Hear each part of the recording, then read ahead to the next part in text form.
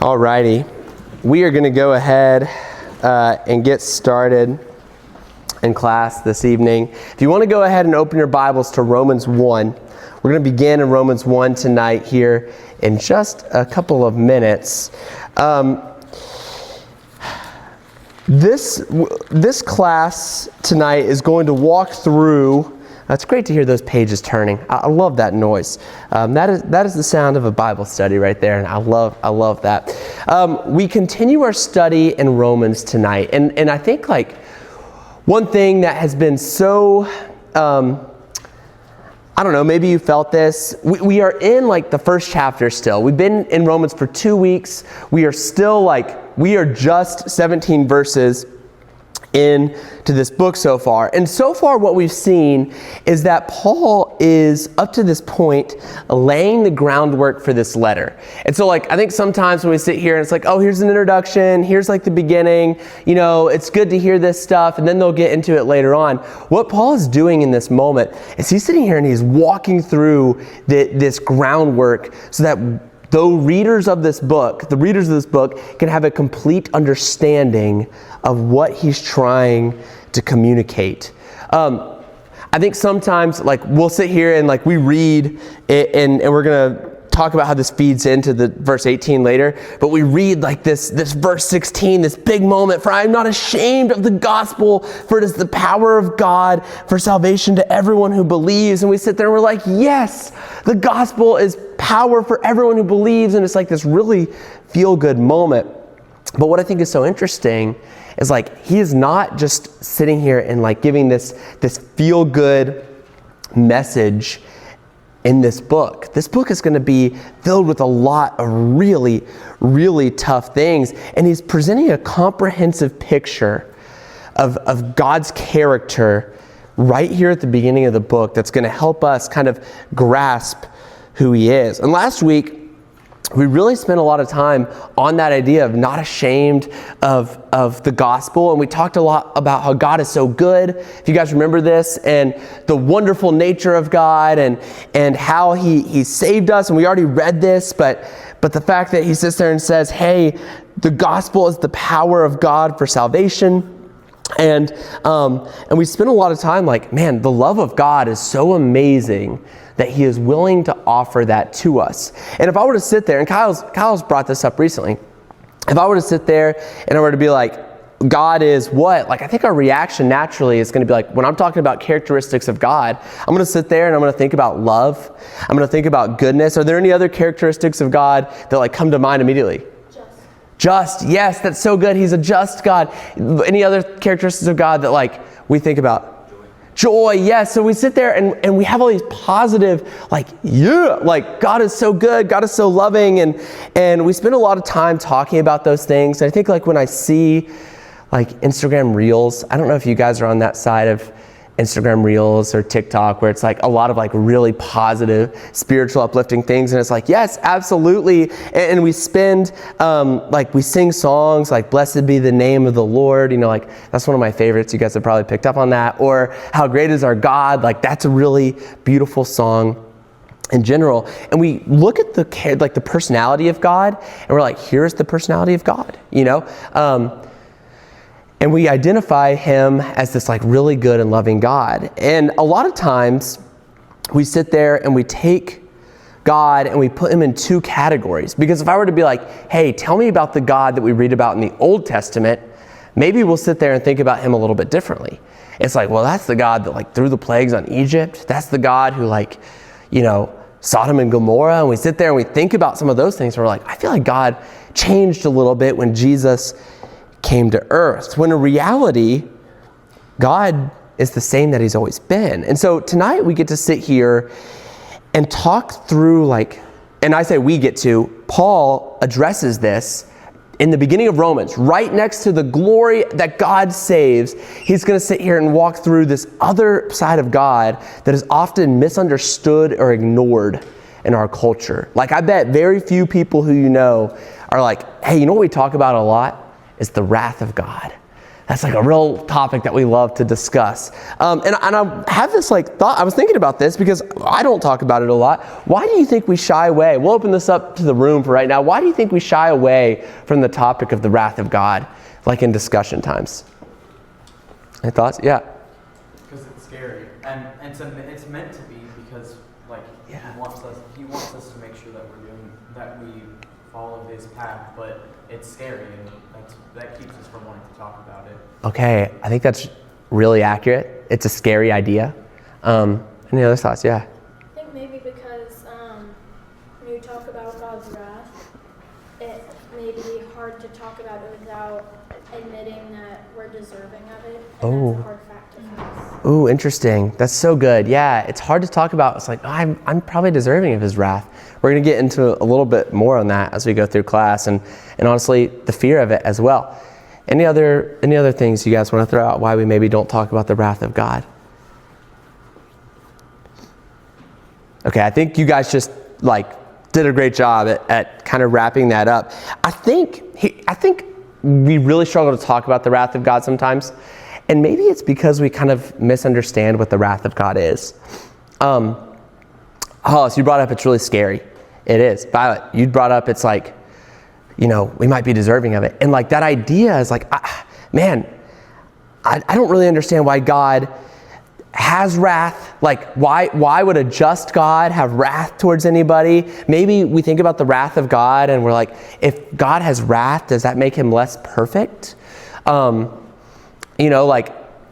think sometimes if we sit there and somebody gets angry about something, we're like, well, you shouldn't have gotten angry about that. And it's like, well, maybe they did something that justified anger, but we're like, that wasn't good, that there was wrath. And I think what we get to look at today is that this wrath of God is an expression of his perfect holiness and justice.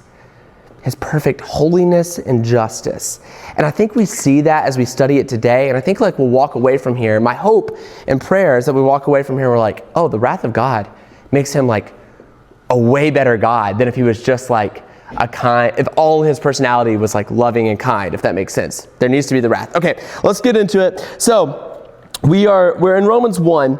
If you look back, we've talked about this a lot. We're coming off of this moment where he's like, hey, I'm not ashamed of the gospel. It's the power of God for salvation to everyone who believes. For in it the righteousness of God is revealed from faith for faith, as it is written, the righteous shall live by faith. And so he's like, okay, here's the big crescendo of what this book is about. If you are a person of faith, if you are seeking righteousness, you are going to be a person who is going to experience salvation. And that's a really, really beautiful message. But if there's salvation, there has to be salvation from something. And that's what he begins writing in verse 18.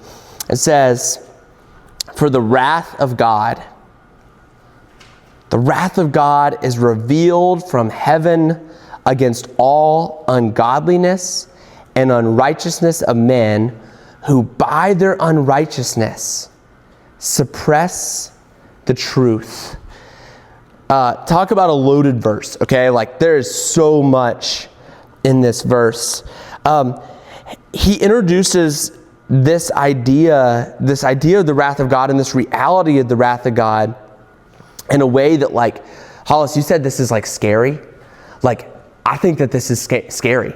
The idea of wait a minute, the most powerful being in the universe, the one who created literally everything, the one who has power to do anything, has wrath that can be poured out on things that are ungodly. And to me, when I think about that, I'm like, whoa. I hope I am not being somebody who's ungodly.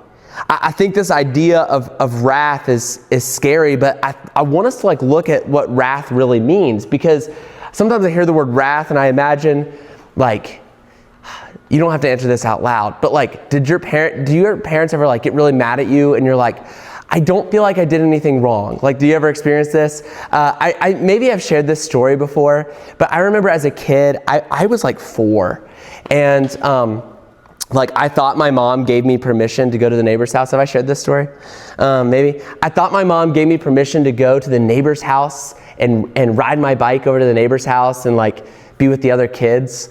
Little did I know the other kids were like 12, so they could roam the neighborhood, but I was 4. And I thought she was like, sure, go ahead. And I like got on my bike and rode over there, which thinking back is crazy. But like I got over there and when I got home, my mom destroyed me. And she was yelling at me and I was like, Mom, it's not fair. You know, like I didn't know. I thought she said I could go, but guess what? She didn't.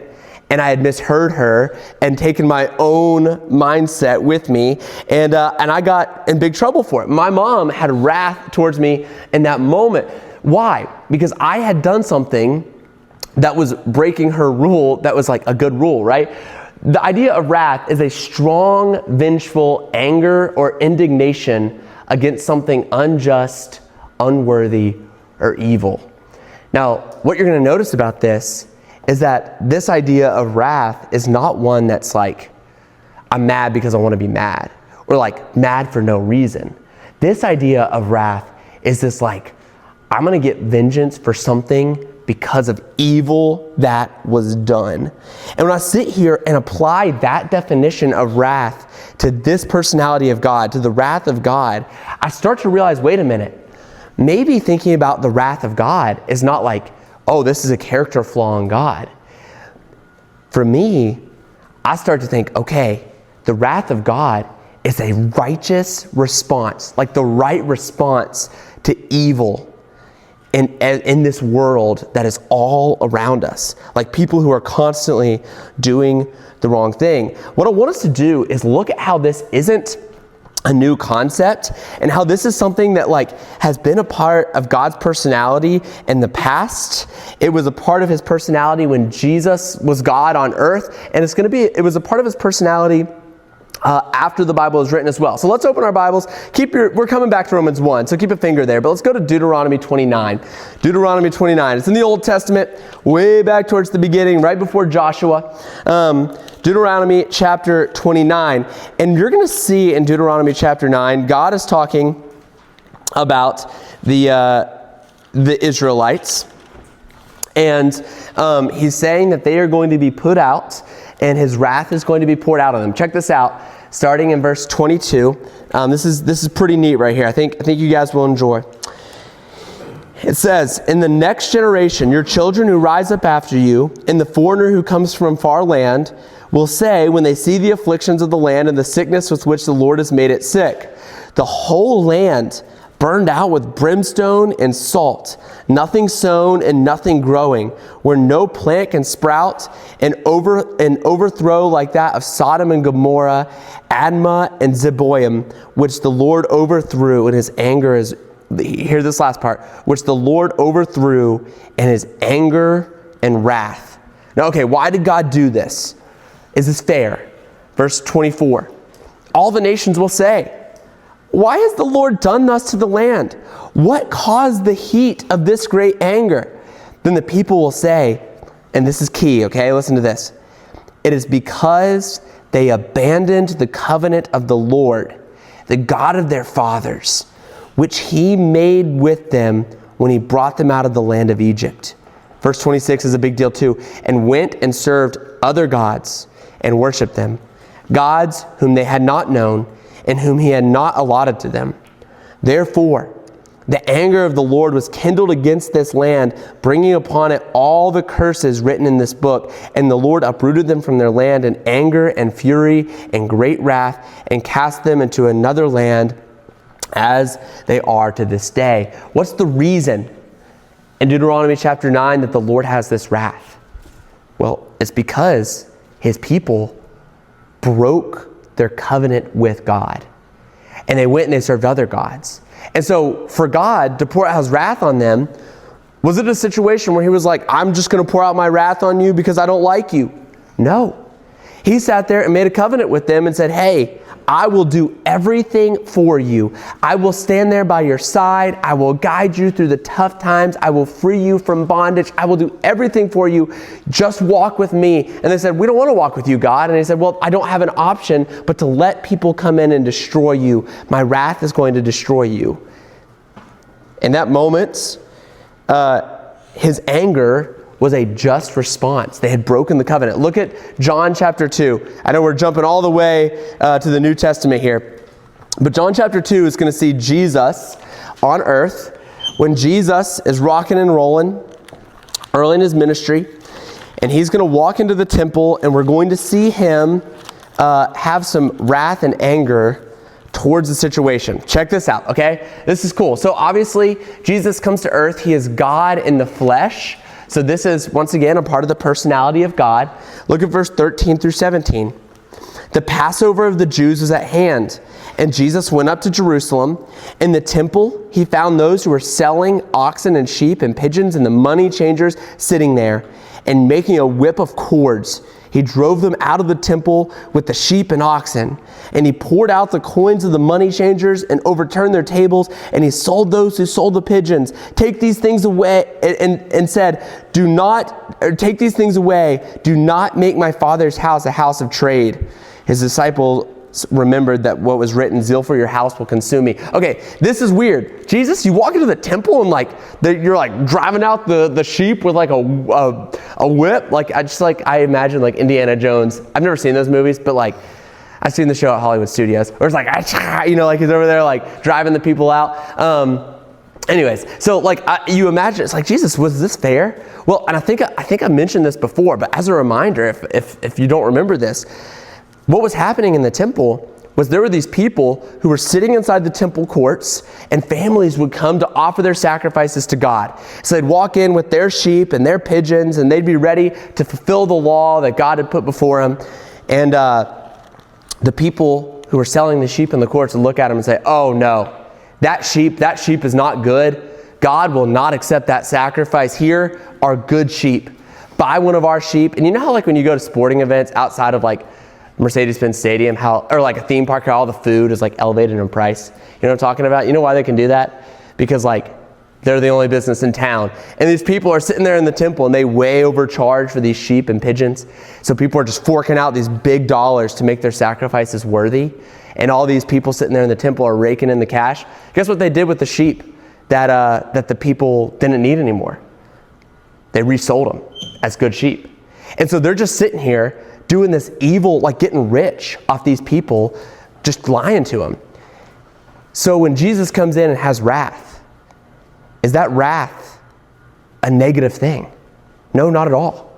The wrath that we see Jesus have here is very righteous. It's righteous. We talked about this in that definition. It's righteous indignation against people who are doing something evil. Let's go to Revelation 16. One more spot, and then we'll come back to Romans. I wanted us to get a picture of this, because if we don't, then I think I wanted us to just get a full image of the wrath of God, so that we could sit there and be okay, this is what Paul is talking about, because his readers in Romans 1 would have known these things, or had remembered some of them. All right, so just out of curiosity, what's the header at the top of chapter 16 there? What's the header say? Does anyone have that? The 7 bowls of God's wrath. So we don't have time to really get into this. Revelation is going to be this book that John is writing to the Christians, and the Christians are going through it. They're getting persecuted by the Roman Empire, and he's writing them this letter in code. And with this code, he's going to sit there and give them hey, you're going to be okay. Just listen to some of the language that's used here. Then I heard this is verse 1. Then I heard a loud voice from the temple telling the 7 angels, go and pour out on the earth the 7 bowls of God's wrath. Now, who are we pouring them out on? The Roman Empire that is torturing Christians, okay? So the first angel went and poured out his bowl on the earth, and harmful and painful sores came upon the people who bore the mark of the beast and worshipped its image. Now, we could go through a bunch of this. We're not going to. But the mark of the beast is going to be those who set the Roman Empire as really high and exalted. And what was the Roman Empire doing to Christians? Wrecking them, destroying them, persecuting them in every single way. And so in this first or second verse of chapter 16, it's God's wrath is going to be poured out on the individuals who who are doing all this to you, in the Roman Empire. And so what was the wrath of God being poured out on? People who were doing evil things to people who were good. It was this just nature, this taking this persecution and injustice, and God's wrath said, we're going to make that injustice no longer injustice. We're going to destroy that. And so as I sit here and look at these things, this is the history of the, I could have thrown up Revelation. Okay. So after the Bible was written, that was going to happen, right? And so we sit here and we get to this point, and it's okay, I've looked at the wrath of God through the history of God's people in just 3 snippets, right? And I sit there and I say, okay, what are some things that I can learn about the wrath of God? Why look at these things? Well, here they are. 3 things I note. I note that the wrath of God is a part of his character. In the same way that love and goodness and kindness, it's all a part of the characters of God, wrath is too. And that's not a negative thing at all. And we'll kind of get into that. It's been displayed constantly and consistently throughout history. So it's not like God is just a random every once in a while, in Romans 1, he's oh, by the way, this is the first time you've ever heard this. God's wrath is going to pour out on those who are evil. It's no. This is consistent through history, and his wrath is always fair and righteous, and it's directed towards injustice and ungodliness. That's what we get to from verse 18, right? For God, the wrath of God is revealed from heaven against all ungodliness. Okay, so we'll pick up the pace here a little bit because I want us to get through more of this. But when we sit there, did you notice what it said at the end of verse 18 of Romans chapter 1? So we're sitting here, it's okay, what is God's wrath poured out against? Well, it says here in the end of verse 18, who by their unrighteousness suppress the truth. I call this concept the truth suppressors. So God's wrath is poured out on the truth suppressors. And this is the idea of hey, God's wrath is going to be revealed against those who take the truth, and it's here's the truth, squish it into nothing and throw it in a corner. They suppress the truth. But what does that even mean? We're going to read all of what we're looking at tonight because I want us to get the full context, and then we're going to kind of walk back through what this is looking like. So we're going to read verse 19 through 25. So we know that the wrath of God is poured out on those who suppress the truth. Who are the truth suppressors? Verse 19, for what can be known about God is plain to them, because God has showed it to them. For his invisible attributes, namely his eternal power and divine nature. So what's he saying there? The greatness of God, right? Have been clearly perceived ever since the creation of the world in the things that have been made, so they are without excuse. For although they knew God, they did not honor him as God or give thanks to him, but they became futile in their thinking. And hear this part, and their foolish hearts were darkened. Claiming to be wise, they became fools and exchanged the glory of the immortal God for images resembling mortal man and birds and animals and creeping things. Therefore, God gave them up to the lust of their heart, to impurity, to the dishonoring of their bodies among themselves, because they exchanged, and this is key, okay? They exchanged the truth about God for a lie, and worshipped and served the creature rather than the Creator, who is blessed forever. Amen. And so we sit there in verse 25, and it's okay, once again, they exchanged the truth for a lie. Truth suppressors, okay? That's what we get to in this moment. So we sit here, and I want to we don't have a ton of time to build on this concept, but what I want to mention it really quickly. Verse 19 and 20 is going to sit there, and it addresses this concept of okay, but what about people who have never heard of God? And it's when you walk around, God's majesty is going to be seen in his creation.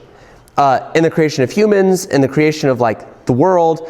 When you look at the world, the human instinct should say, there's someone who created this. And it should lead me to say, okay, who is the one who created this? How did this get created? And God knows that he has created something so perfect that like when you seek, you will find him as the creator of the world. And this is something that like is pretty consistent across faiths.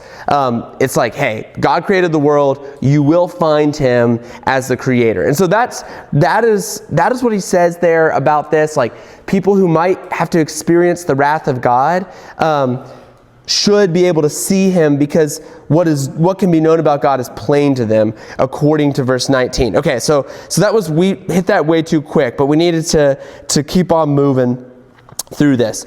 I wanted to jump all the way up to verse 25, because I think that 25, and then we'll kind of walk back through things. So in verse 25, it says, because they exchanged the truth about God for a lie and worshiped and served the creature rather than the Creator, who is blessed forever and ever.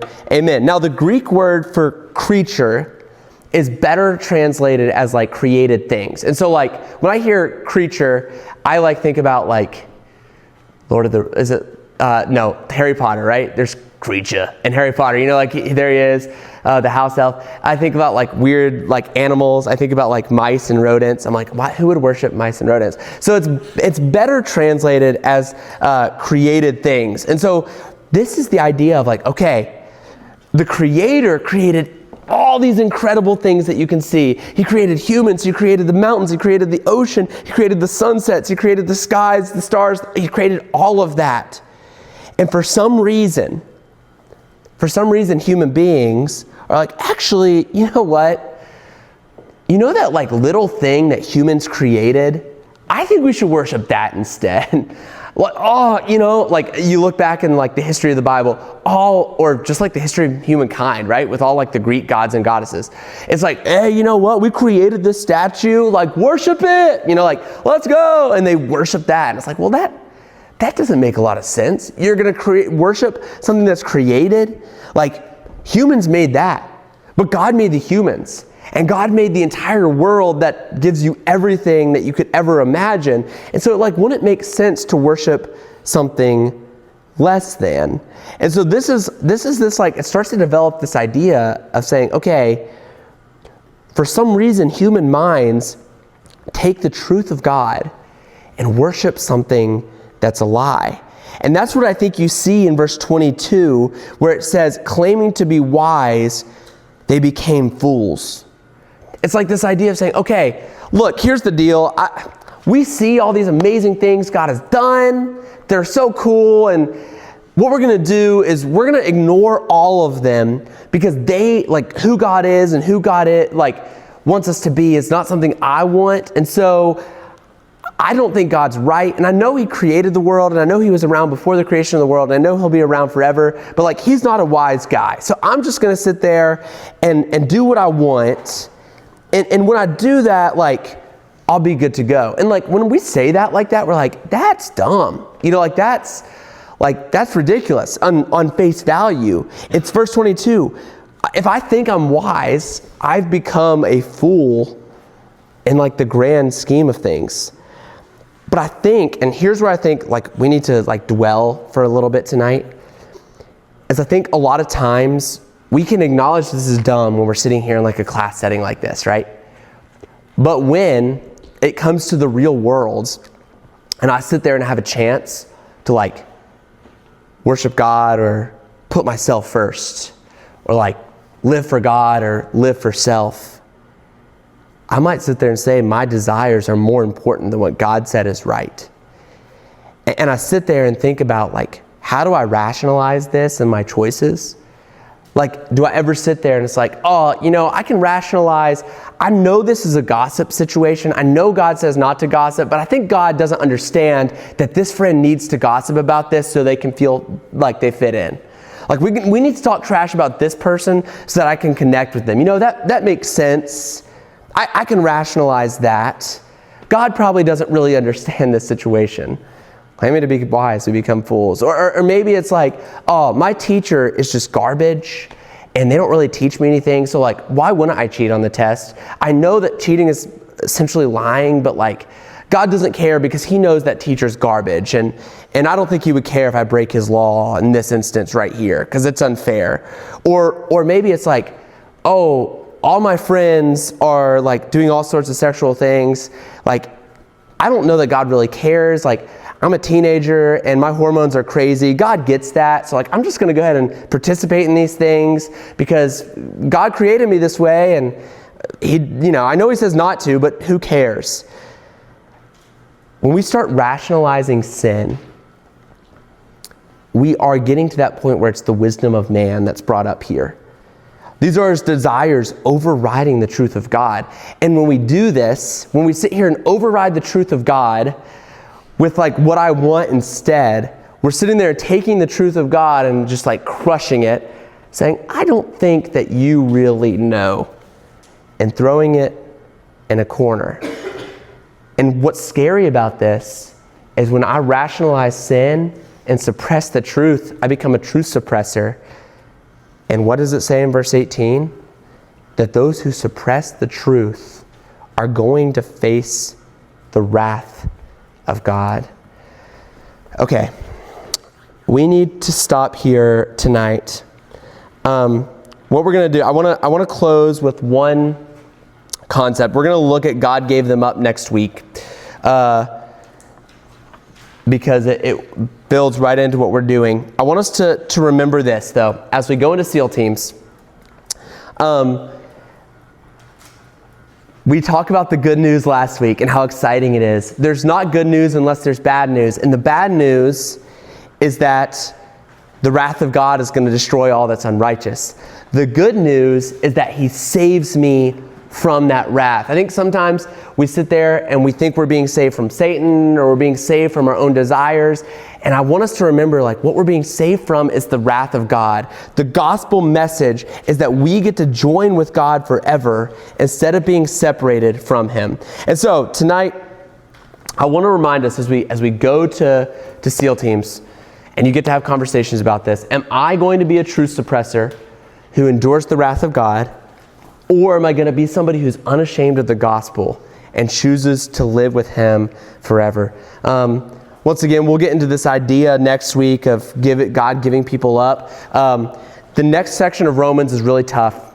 It walks through homosexuality and like the LGBTQ plus concepts. And so next week, we're going to tackle that concept. Hey, how should Christians process the LGBTQ plus movement? How should we handle it? We're going to approach it with a lot of gentleness and maybe talk like through some ideas that maybe y'all haven't thought about before with it. And I think it'll be valuable. So with that, let's say a prayer, and then you guys can head to SEAL teams and continue this conversation. Let's pray together.